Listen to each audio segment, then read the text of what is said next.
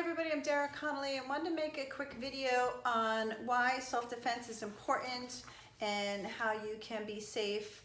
And if you're not familiar with me at all, I have been a self-defense instructor for over 15 years. Started in 2004, run 2 martial arts schools, and have been training women for the past 15 years on self-defense training to avoid date rape and sexual assault.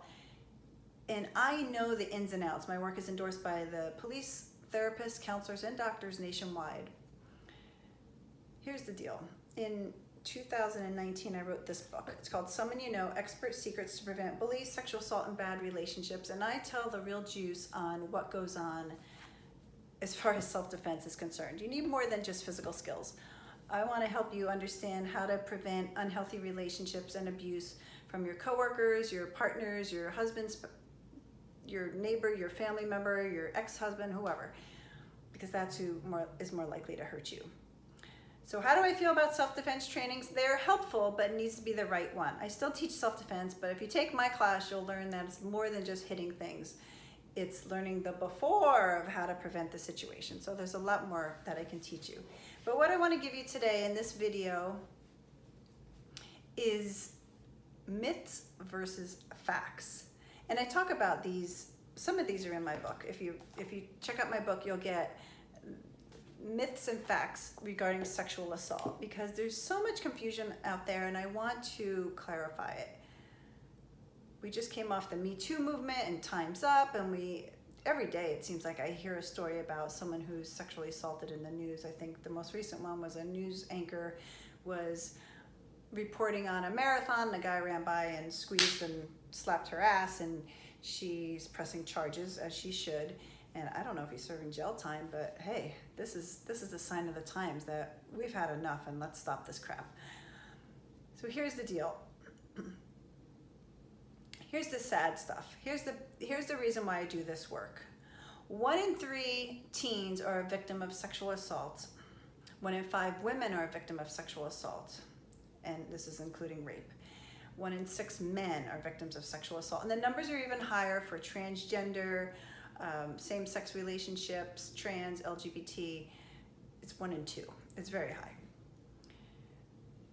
And I don't want you to ever be in a relationship that's not healthy.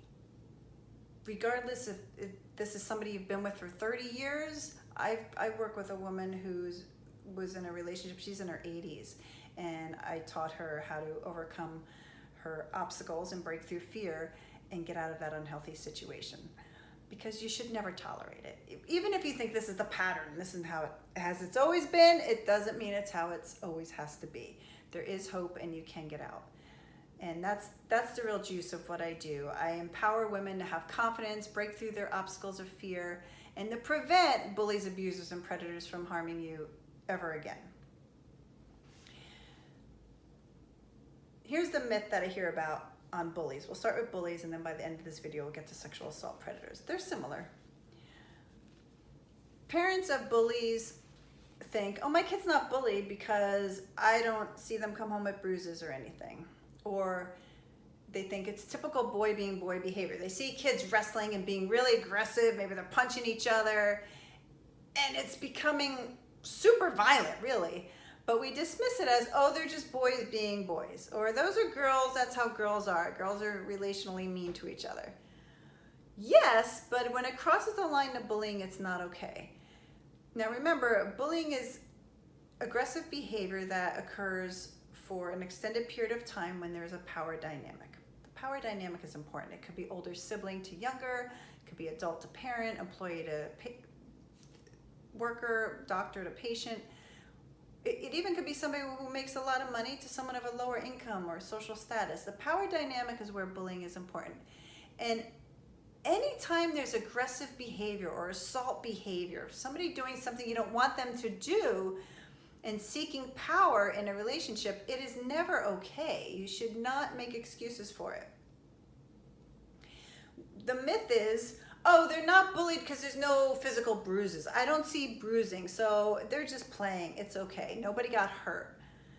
Well, how do we define hurt? Maybe they're emotionally hurt. That was very traumatizing for them. They get beat up by their cousins every time they go visit. Think about the situation. The fact is, most bullying is silent. It could be digital, cyberbullying. Most bullying does not have bruises. In fact, the more reliable sign than looking for bruises when it comes to bullying is someone scared to go to school, or are they scared to always go over their cousin's house because they know they're going to get jumped on by their 3 older cousins and constantly harassed? Do they feel depressed? Are they starting to isolate from their friends? That's the fact on bullying. Please do not assume this behavior is normal and we can just, dismiss it as typical behavior. Okay, let's talk about sexual assault for a minute. A lot of myths on that. A lot of men and women I hear say, oh, if women were more responsible in how they dress, or if they didn't drink, sexual assault would end. It would not be a problem. No, my friends. Let's talk about alcohol. Alcohol is not the cause of sexual assault.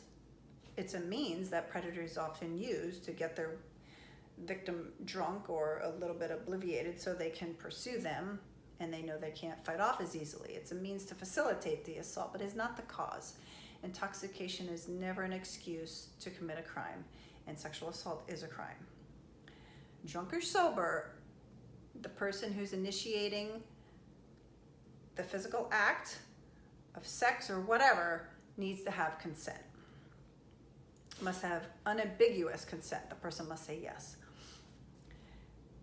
How a person dresses is never a sign that it's okay to touch, harass, catcall them, any of that. A person has the right to dress however they want. I have the right to dye my hair green. You have the right to shave your head. The way you dress, same thing. It's our bodies. You should dress however you want. Now, I always tell young women, if you dress a certain way, you may draw more attention to you, but know that that's just attention, but nobody ever has the right to do something or touch you or solicit you because of the way you're dressed. Let's just get that out of the way. That is not an excuse. And if people do say those things, they are victim blaming. It is the person's fault who commits the sexual assault, not how the person dresses. If you don't believe me on that, you better call me and we'll have a conversation. Here's another myth we hear a lot. Oh, she never fought back, so she must have consented to the sex, or she wasn't saying no or stop, so she definitely wanted it. Do you know medically that 50% of people freeze in a traumatic situation? Their body completely freezes. They can't physically talk. They are scared for their life. It is a natural reaction. I don't have it here. It's a natural defense mechanism that their body clams up and they don't know how to fight, even if they were trained on how to fight. It happens more cases than not. So they remain still or even quiet because they're in a fearful situation for their life. And it's the same way that an animal or a child would be if they're getting yelled at. And if you're scared for your life, you don't always go into mode of, let me get out of here. You're in mode of, let me just get through this. And that's what it is. And they really can't control that this is happening to their body. It is a, what's the word I'm looking for? It is a subtle function that happens beyond their control, subliminally, and they cannot help it. So a silent victim, by the way, does not ever mean rape or sexual assault was consensual. Silent victim does not mean it was consensual, because a lot of the victims cannot use their voice. They are paralyzed. They cannot yell or scream or even say no. They're so scared for their life that they think they're going to die, and some of them do, that they are unable to use their voice. One other myth is that she made this up, or she's lying to get even at him, or that this whole thing was just the girl looking for attention or something. I don't understand how people come up with these stories.